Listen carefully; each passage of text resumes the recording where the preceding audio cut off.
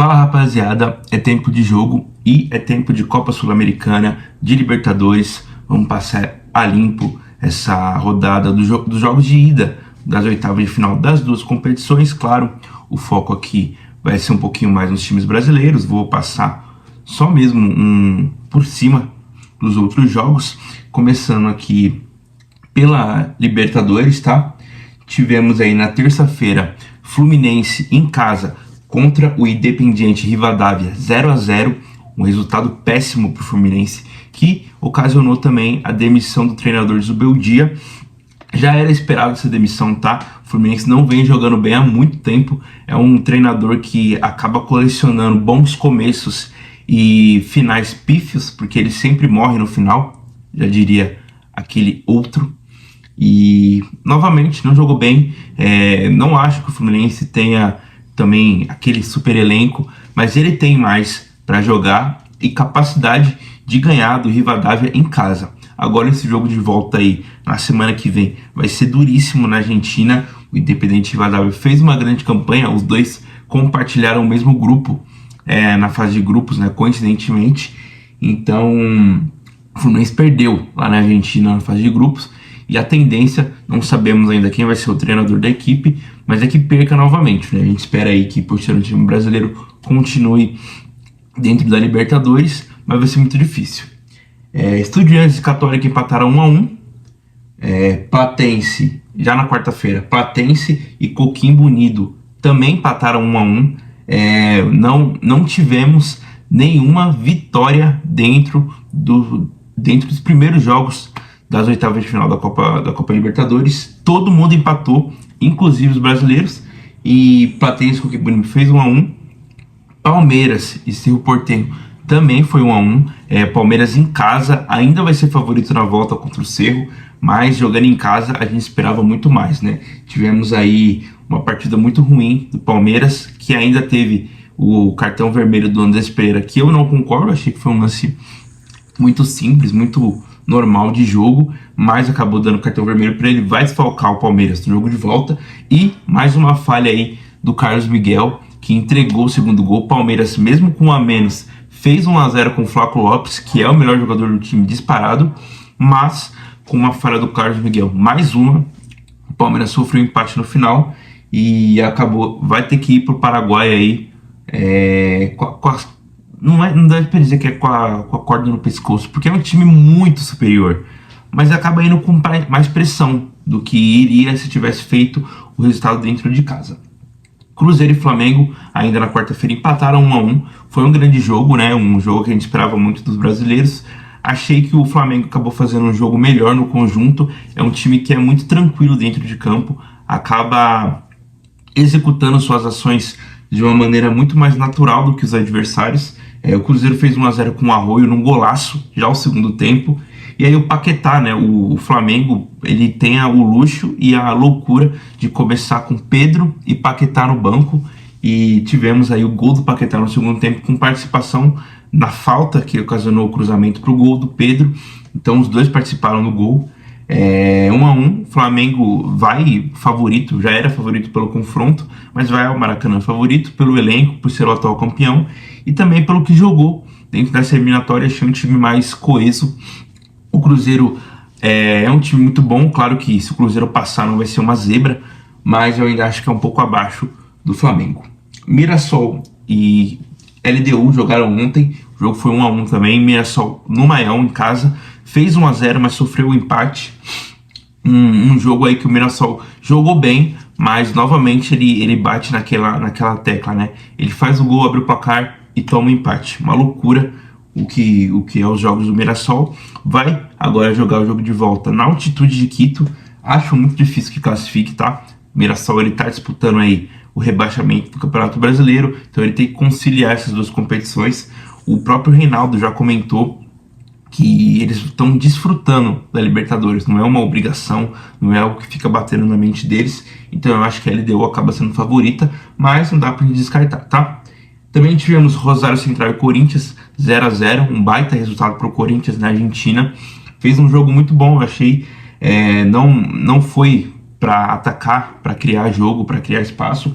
foi para não sofrer gols, principalmente, e não sofreu, né? O time vem muito desfalcado aí, teve toda a treta do Memphis, tem o Yuri Alberto que tá fora, então esse 0-0 foi um resultado muito bom. Vem pro Brasil agora sendo favorito para mim, porque vai jogar em casa. O Rosário Central, para mim, ele tinha o fator casa e também o Di Maria, mas o Corinthians, para mim, se torna favorito pelo que fez durante a Libertadores e por estar sendo um time muito sólido defensivamente.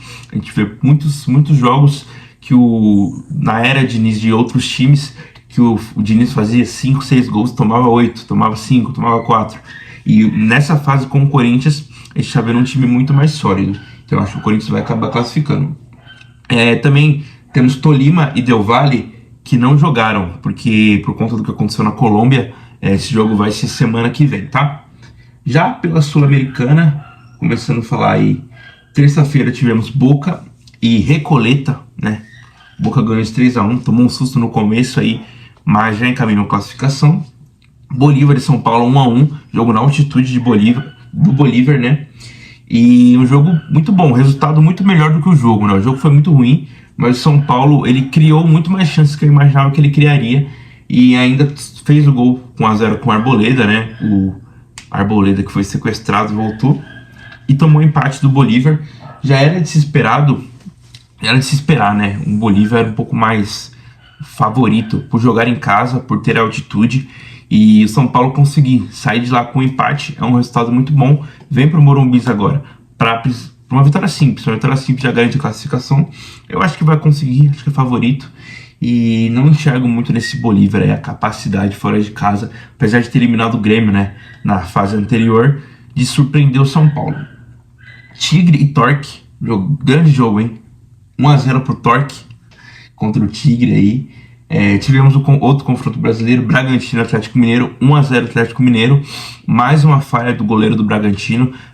Domingo foi o Cleiton, né, no jogo contra o Corinthians no Brasileirão. Cleiton não, foi o Volpi. Aí ontem foi o Cleiton que falhou, entregou o gol pro Atlético Mineiro, né? O jogo não teve nada a acrescentar, mas acaba sendo um gol aí, um resultado muito bom pro Galo, que vai jogar em casa agora com a vantagem de 1-0 e contra esse time de Bragantino que nem fede nem cheira em lugar nenhum.